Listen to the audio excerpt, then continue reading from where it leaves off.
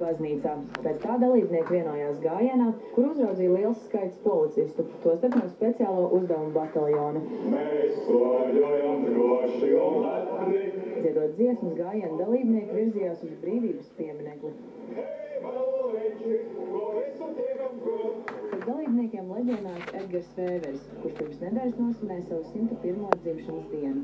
Tas ir gandarījums, tas ir gandrīz jāsaka varonība no cilvēka. Один остался из легиона СС, Waffen-СС, живой. Tomēr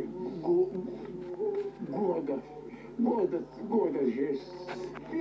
Сегодня 16-го состоялось опять шествие тех, кто считает тех легионеров Waffen-СС героями, хотя на самом деле они были заблуждались. Никакой свободы Латвии не предусматривалось, но им казалось, что да, возможно, они добьются свободы, но она не планировалась Гитлером.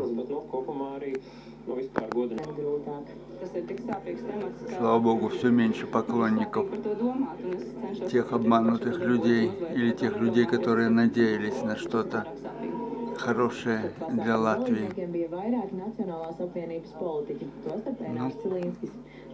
Ну, конечно, наши националисты махровые были.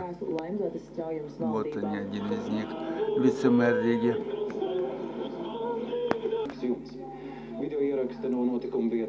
Как вы поняли, это Ziņas LTV3, Ziņas воскресенье в 19:30.